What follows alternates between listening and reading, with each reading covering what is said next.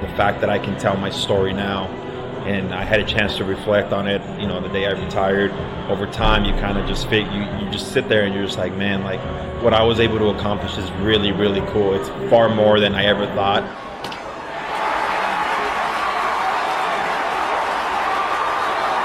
Welcome to episode 215 of Alberta Dugout Stories, the podcast. I'm Joe McFarland. Banquet season continues around our province as communities gather to celebrate the successes of their respective programs. A big shout out first off to the Brooks Bombers as they held their fundraising event over the weekend. Unfortunately, we weren't able to make it, but it sounds like Jamie Campbell, Brad May, and Brent Cron had the crowd captivated throughout.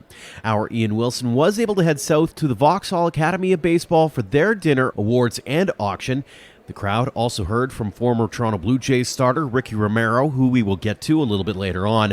We'll start this episode off, though, with a couple of award winners.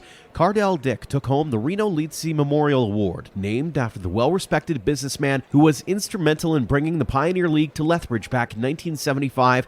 The award is given to an athlete who excels both on the field and in the classroom as they look to chase their dreams at the college level. Past winners include Adam Macko, Ty Penner, Garrett Hawkins, and Cardel's brother, Carlin. The younger sibling has turned heads in his own right at Vauxhall, starring at the Blue Jays Academy Canadian Future Showcase last fall, and then being named to Canada's U18 Baseball World Cup qualifier roster. Cardel, you just named the Reno Lizzi scholarship winner. Tell me about receiving the award. It's really special receiving this award, considering all the guys that have received it before me, and listening to Coach Mack talk about them as people and as players. And my brother Carlin won it before me, so it's very special to me to be able to receive this award. I interviewed your brother, I think, in this very spot after he won the award. Did he give you any intel, any heads up on coming to the academy and being here? Oh yeah, definitely. Like during COVID when they got shut down, he came home and he gave me most of the ins and out of the academy, but he let me experience on my own and make my own path, which was really special. Tell us a little bit about you as a ball player. What position do you play? How would you describe yourself? Give us the scouting report. I'd say I'm a pretty controlled player. Like I take control of the game and slow it down. I'm a catcher, so it's pretty important for me to control the game and make sure everything's going the way it should be for our team, and being a leader on the field, defensively and offensively. So I think that's a huge part of my game. Any guys, we'll give you the floor to thank some people. You did that in your speech, but who would you like to thank for your success at the program here? For my success, I'd definitely like to thank my older brother Carlin for paving the way for me. I'd like to thank my parents, especially for allowing me to come here and do what I do, and I'd definitely like to thank Coach Blaker, Coach K, and Coach Mack for pushing me every day and being role models for me, not only on the field but off the field as well. And you've committed for school, is that correct? Where are you off to next? I'm committed to University of Nebraska, Omaha, so I'll be going there next year, and I'm super excited about that, and they're a really good program, and looking forward to making a difference there and continuing my baseball career. Tell me about that process and lining up the school. How did that come about, and was it a difficult process for you? It was slow at the start, because COVID couldn't really get out and be seen very much, but Omaha started to get interest in me after seeing me play for the junior national team, so that was a huge benefit, and just sort of went from there and went on a visit there a couple weeks ago and got to experience there, so that was really cool and really helpful. So I think I'm really going to like it there next year. In the more immediate future, what are any goals for this year for you? I think we're going to go for the best record in Jets history, hopefully. My brother's team in 2019, they hold the record right now, but I think we're looking to have a really successful spring and hopefully break that record. Any chirping between you and him about that? Not yet. I don't have anything to chirp about, but maybe if we do break it, then there might be a little bit. Last question for you. We asked this of all the podcast guests. What does the game of baseball mean to you? The game of baseball means to me a lot. I think it reflects a lot about life and how if you can battle through adversity and not let it tear you down too much, and you can bounce back and be successful. And I think that's key, that you're going to have a lot of ups and downs, but it's how you battle through the downs to get back to the ups and find that middle ground in between and do the best you can. Normally we end on that question, but one popped into my head last minute. Did I see correctly, you're playing with the Lethbridge Bulls as well this summer? Is that part of the plan? And tell us about that and just the excitement for playing close to home. Yeah, no, I'm really excited. I got to play with them for a couple weeks last year, and it'll be really exciting because I'll get to play with my brother, which I haven't since we were about 10 or 11 years old, so it'll be really special and a lot of fun. Awesome. Well, congratulations again. Thank you. Next up is Vauxhall's Wall of Excellence. Todd Ojala serves as the president of the Vauxhall Academy of Baseball Board, a position he was first elected to in the spring of 2006. He's also the principal at Vauxhall High School, and shortly after his induction, he sat down for a chat with Ian. Todd, first of all, give me a rundown of your titles with the Academy and with the school here. I guess in 2000 I became the vice principal of Vauxhall High School, and then 4 years later I got to become the principal of Vauxhall High School. So I've been in administration for 24 years, and it's something that I really enjoy doing. You know, we noticed that as happens in rural Alberta, schools get smaller and people move to the cities, and we have a great school. We have a great staff, great teachers, a very academic school. We've had a great history of sports programs. And there was a teacher that came to me one day and said, hey, Todd, what do you think about the idea of having a baseball academy? And Bob Miller, who was a baseball pioneer in the area too, he was just putting the finishing touches on Jet Stadium. So they did an upgrade to Jet Stadium, and he put lights in there and a beautiful stadium in such a small town. And I saw this vision of other people, and I thought, why not? Why not give it a shot? It could help with the school enrollment. It could help with the community. It could help the economy. There's so many pluses to it. If we do this the right way, we could be successful.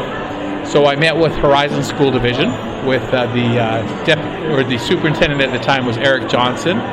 And the nice thing was that Warner had a hockey school. And so we went and spent a day at Warner too, and kind of picked their brains and what works and what doesn't work. And they really liked the idea, and the idea formed of having the administration tied to the Baseball Academy. And so when it came time to, I guess my name got nominated to be the president, I said, okay, we'll give it a shot. And we just ran with it. And like I said earlier, when you hire the right people, things can take off. It's about the right people in the right positions. And hiring Les was the best decision I've ever made in regards to hiring someone for the Baseball Academy. And Les has the leadership, and he's got the knowledge and the connections that have really helped the Baseball Academy succeed. And over the years, we try to hire great people, and that's I think that's the secret to success to any organization, just having the right people in the right positions. And so I guess sometimes I feel a little bit guilty, especially tonight when you get it honored like this. It's like, well, the only thing I really did was hire the right people. And of course, cooked a few meals. Yeah. I think you're being a little modest there, but congratulations on being added to the Wall of Excellence nonetheless. Thank you. Walk me through the evolution of the Academy a little bit. Did you ever foresee a day when, you'd see names like Adam Macco and Damiano Palmigiani on Canada's team, in their system, and all the other great alumni who've come through and been drafted into the major leagues and things like that. Was that something you dreamed about, or was it not even on the radar at that time? It was always in the back of my mind that this could happen, but I didn't really know that it could happen, if that makes sense. I thought, when we actually posted the job for the position of the general manager, the head baseball coach, and different things, which of course Les was the right pick, but we had probably close to 100 applicants, and very few were from Canada. Okay.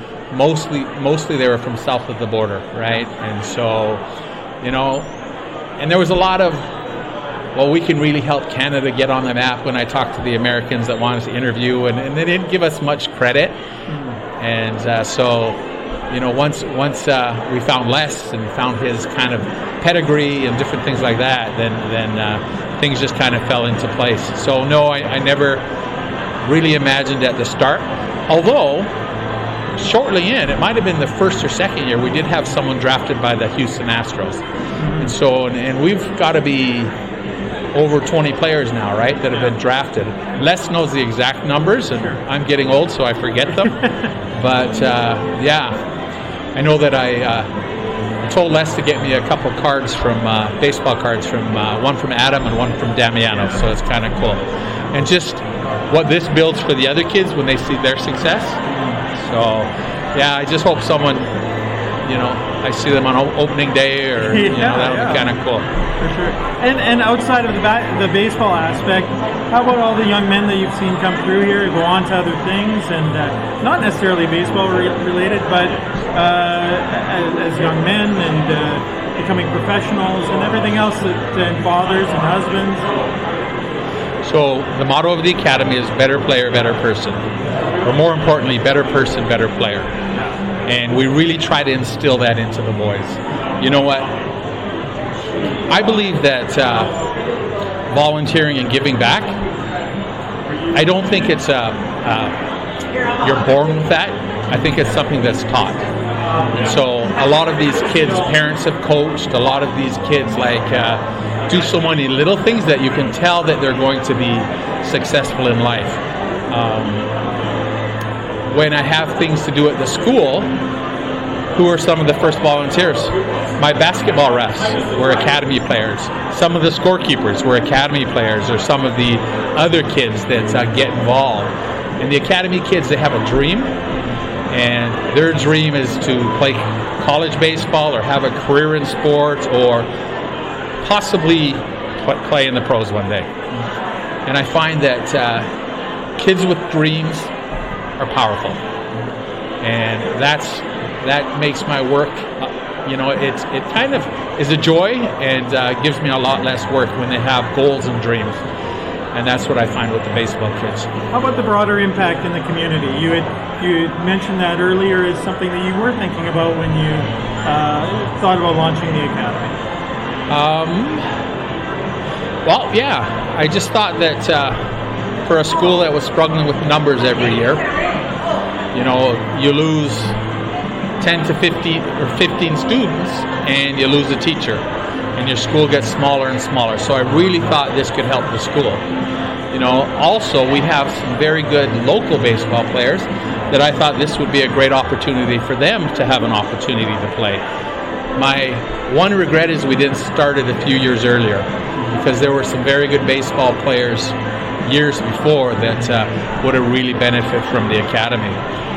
But how can it hurt the economy when you've got 23, 24 hungry teenagers going downtown, buying stuff from the store, or getting Slurpees, or purchasing fuel, or, I think it's great, and nights like this for the community. I mean, I think it's something that we can all take pride in, because we're all part of it. Last question for you, and I'm used to asking this question of athletes and coaches, so I'm very curious to hear your response. We ask this of every guest on the podcast. What does the game of baseball mean to you? It was a game that, of course, I played in Little League all the way up through high school, but I love basketball, and so I love sports, and it's something that I've always enjoyed doing. And so I wouldn't say that baseball was my first love. It was probably my third love, maybe after football. Basketball, football, and then baseball. But you know what? I just saw that that's what this community was good at. I believe it was the 1956 Jets were the I believe, provincial champions, right? And they were kind of a semi-pro team back in the day, and that's where we took our name. So there was a rich history of baseball in the Vauxhall and Chad Hayes area. And so sometimes it's the right fit at the right time in the right location. And that's why baseball, I remember the first article by, I think it was Graham Norton in the Calgary Herald, was Field of Dreams in Vauxhall. So very cool, and that's kind of taken off from there. Well, it's a great answer, and thank you very much for your time. And continued success, and congratulations. Thank you. Congratulations as well to Intact Insurance and Ralph Alpin on being inducted. Ralph passed away but worked at Intact, who was one of the early and often sponsors of the Jets. And now for the guest of honor. Ricky Romero spent 5 years in the big leagues and 13 in professional baseball, mostly with the Toronto Blue Jays. He was an all-star in 2011, going 15-11 that season with a 2.92 ERA. He finished his career with a 51-45 record, a 4.16 ERA, and 622 strikeouts in just over 800 innings. Ricky, just tell me a little bit about coming to Vauxhall. Had you been to the academy before? Is this your first time here? No, this is my first time here. I actually got a chance to tour the facility with Les. Got a chance to meet with the guys. That was pretty awesome. Sat there in the clubhouse. We talked shop, told some stories, and they asked some questions, so that was pretty cool. And I mean, it's really cool what they have here. Like, I was like in awe of everything, right? I mean, you have your little dorm, and then you have the baseball field right across the street. You have a gym. You have everything you want, I feel like, as a baseball player, a high school baseball player, something that I obviously didn't have. But getting to be here and be a part of this, be a part of the community, and sharing my experiences with them, it's what it's all about. I mean, I think when you're playing, you don't realize the impact that you can make in different people's lives. And the fact that I'm a few years retired and I'm asked to do stuff like that, it's always an honor. It's a privilege for me to be out here, and it's really awesome. I'm looking forward to being part of the festivities tonight, and I'm really excited to be here. Can you share with us a little bit about some of the message you had for the students here? Yeah, I mean, it's pretty much, obviously sharing a little bit of my experiences as far as like where I come from, the challenges that I face, growing up, challenges that I faced in high school at Cal State Fullerton. As a first-round pick, everyone thinks it's luxurious minor league life, and sometimes it isn't. You feel lonely. You feel when you're struggling, you just you got to figure it out. You got to grow up, and all that stuff happened to me. A lot of bumps along the way, but the fact that I was able to make it to the big leagues and have a okay career. Obviously, it wasn't as long as I wanted it to be, but the fact that I can tell my story now, and I had a chance to reflect on it, the day I retired. Over time, you kind of just you just sit there and you're just like, man, like what I was able to accomplish is really, really cool. It's far more than I ever thought. So it's just sharing that message, right? I mean, it all starts with work ethic. It all starts with, having a different mentality. You got to be wired differently. The odds are against you, but the odds were against me too. And that's kind of the message that I'm trying to say to them. And I think now, especially in Major League Baseball, minor league baseball, you're starting to see a lot more Canadian kids come out and make a name for themselves. So I think that's pretty cool. So if we can continue to grow that in this country, it just makes for better baseball. And I told you before I hit record here that I was listening to a podcast interview with you, and you had mentioned in that interview that you didn't really lift weights at all in high school. You didn't touch them. Like, no. What could have a place like this have meant to you in that time? Probably a lot. I wouldn't look as skinny, that's for sure. And I see some of these kids, and I'm like, geez, I wish I looked like that in high school. But it was just part, like, we didn't here. They have the proper people looking after them, weight trainers and stuff like that, athletic trainers. So I think that's really, really cool. In my high school, we were lucky if we had a baseball field, because we didn't have any baseball field on campus or anything. We practiced at a public park. It could be used by anyone at any point. So sometimes, it was just like that. But I think you learn to adapt. You work with what you got, and that was part of my story. I adapted as I went along, and it's pretty cool looking back at it.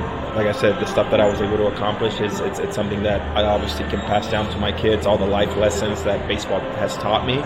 and I'm looking forward to when they grow up and they get a little older, I get to share my stories with them. Vauxhall Academy has a couple of prospects in the Blue Jays system. Probably know that already, but Damiano Palmagiani and another lefty, Adam Macco, who came over in the Teoscar Hernandez deal. I know that you're doing some analysis work now, so were you aware of that? Is that have any interactions with them or studying of them at all? I haven't had any interactions with them. Obviously, Les told me about them yesterday when he picked me up from the airport, and we had a good chat about them, and I'm looking forward to watching them come up the system. And we actually got to watch Palmigiano's at bat yesterday, where he almost went deep. And I think that's pretty cool, right? I mean, that's motivating to the kids here. Hey, look at these guys. They're they're there. They're on the cusp. Yeah. And I think that's just even more motivation for these guys to realize, like, hey, it is possible. And it all comes, again, with work ethic and having the right mentality and knowing what you're getting yourself into. And that's kind of the message that I want to try and preach to them, too. Like, the game of baseball is a game of failure. And you have to understand that it's all part of life, part of baseball. Failing, that's just what it is. And it's, I think the guys who make it are the ones who are able to overcome that. You mentioned this is your first time in Vauxhall, but you've been to Alberta before. I think have. Probably with the winter tours, and then also with some of the academies. Yeah. Any impressions of just Alberta within that Canadian scene? I love it. I mean, anytime I get asked to do stuff like this, especially up here, I love being part of it. And I think when you're a Toronto Blue Jay and you retire, and you get to do stuff like this all across the country as an alumni, you realize the impact that we have by putting on that jersey. And for me, because when you're a player, you just know Toronto. You're there, you're back. You're there, you're back every season. But I think it's when you start doing stuff with the team, and you get to see all these different parts of Canada and how much the Toronto Blue Jays mean to them.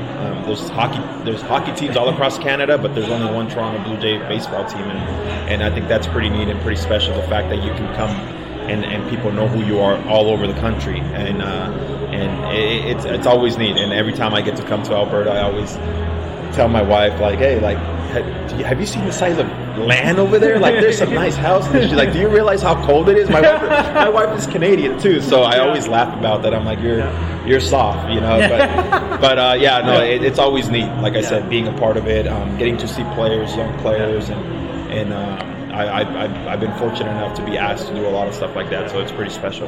That leads into my next question a little bit. World Baseball Classics coming up. What's that going to look like in your house? Are you rooting for USA, rooting for Canada? You've got some Mexican heritage as well. Like, who do you cheer for? Well, originally, I was supposed to play for Team Mexico. It was the year that they brawled Canada. I was supposed to be on that team, but I was dealing with some injuries type of stuff, so I wasn't able to make it to the Classic. I still have my jersey, so I'm just looking forward to seeing good baseball. I think there's so much passion, right? I mean, everyone's playing for their country, the Dominican, the Venezuelans, Puerto Ricans, and the fact that you get to see star-studded lineups, I think it's what makes it special. I wish Alejandro Kirk was on Team Mexico. I mean, that would have been a huge help for them right there, but yeah, I mean, I'm honestly, like, I feel like we're in for a treat as baseball fans, and I'll be rooting obviously for Mexico, and we'll see. I mean, it's like I said, it's always special, and when you get to see stuff like that, it's your all-star team, right? I mean, you just wish everyone could participate in it, but that's unfortunate sometimes that, like, Vladdy had to pull out today and all that stuff, but I'm looking forward to the competition. You mentioned your wife. She is, of course, a former Canadian Olympian. Is it going to be a house divided? Are you guys going to be fighting over the kids for who's going to cheer for what team? Not so much for baseball. I think it's more for, like, soccer. Okay. Like, that's where it's a house divided when it comes to that. But I think baseball, I feel like she'll be like, whatever, But usually when it's soccer, it's when we butt heads a little bit. And tell me a little bit about life now. You're taking on, like, you've had the Let's Go Ricky Romero podcast. You're doing analysis, and by all accounts, I heard you're a very quiet teammate, a quiet guy. Are you? How's the comfort level with this, and just your relationship with baseball through being an analyst? Yeah, no, it's been great, and probably former teammates will say he's pretty quiet, but I feel like the podcast obviously was opened the doors for me for a lot of things, and I got to thank my co-host Beto Duran, who I was able to do it with. We don't do it as much anymore, but the fact that I get to do like MLB Network on Sirius Radio, I think that's pretty cool. You know, I'm talking the game, I'm talking my experiences along with what I see, so that's always pretty cool. I've always had an interest level in that. So that I'm pretty fortunate that I was asked to do that, and obviously whenever I'm asked to do analysis on sports for the Blue Jays, I spend so much time watching them that I know a lot about them. So that's always really cool, and that's pretty much life as far as work, I guess, as we call it. But I think the biggest task at hand is raising my 3 little ones, and I think that's what brings the biggest smile to my face. And tomorrow I'll be making my managerial debut with my 7-year-old. So we have our first game, and I got to get out of here tonight, drive to Calgary, and it's going to be pretty cool, and I'm looking forward to it. So it's raising them, coaching baseball, watching them play basketball, all that good stuff. So I'm that kind of parent right now in the middle of sports. Yeah, I know you got work to do tonight, so I won't keep you too much longer. But that transition out of Major League Baseball probably, as you mentioned, wasn't the way that you wanted to see it. Injuries, caught up with you. Looking back on it now and the family life that you have now, is it kind of serendipitous that things ended up the way that they did? That you're in a spot, you're not your career competing with being a dad. Yeah, it's funny you say that, because my wife and I talk about it a lot.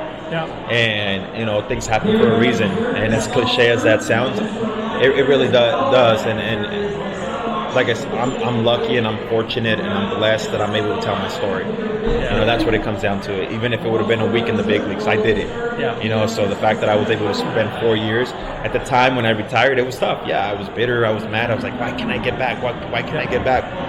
But looking back at it now, I'm like, I got to do what everyone dreams of when you put on a uniform, and I got to do it at a very high level. I got to face a lot of great hitters, future Hall of Famers, current Hall of Famers. So all that stuff is pretty cool. The fact that I can tell those stories to my kids one day. Obviously, they don't understand who or what I did yet, but one day they will.